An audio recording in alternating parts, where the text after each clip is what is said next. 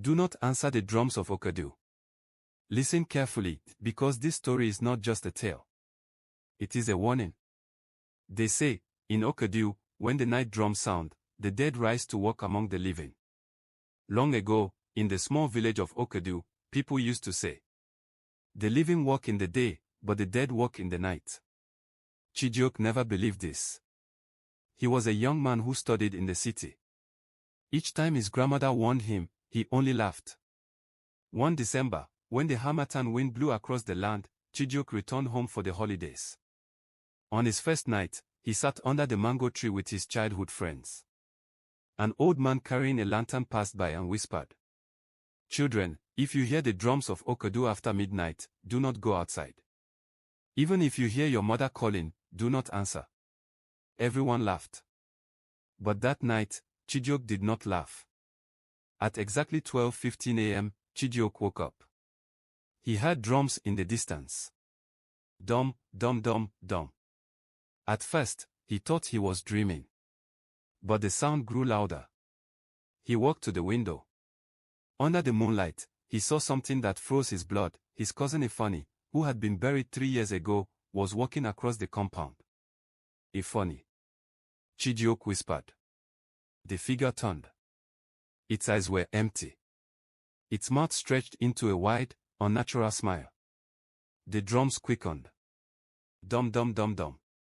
Terrified, Chijioke slammed the window shut and hid under his blanket. The next morning, he told his grandmother. "Did you look outside when you heard the drums?" she asked. Chijioke nodded. Her face turned pale. She shook her head slowly. You have done what no one must do. Once they see you, they will follow you." That evening, Chijioke had to travel back to the city for an errand. Against all warnings, he chose the old Oke-Ado road. The night was too quiet. No crickets. No birds. Only the sound of his footsteps. Then, footsteps behind him.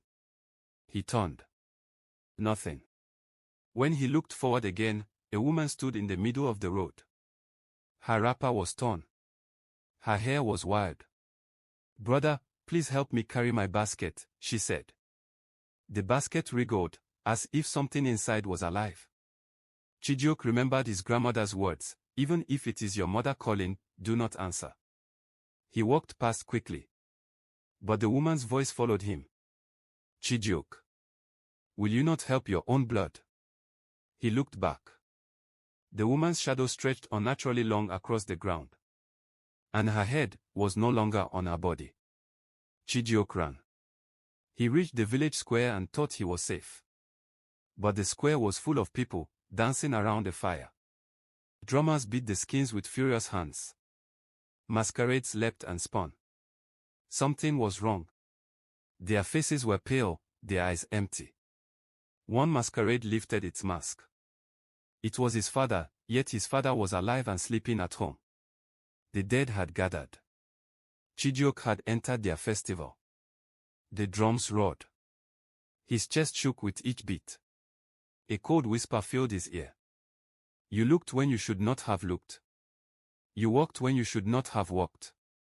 Now, you will dance with us forever." By morning, the villagers found only Chijioke's shoes at the square. He was gone. Today, people say that if you pass the Oke-Ado road at night, you will hear the drums. And if you look closely among the pale dancers, you will see a young man with terrified eyes, still searching for his way home. But once the drums call your name, there is no way home.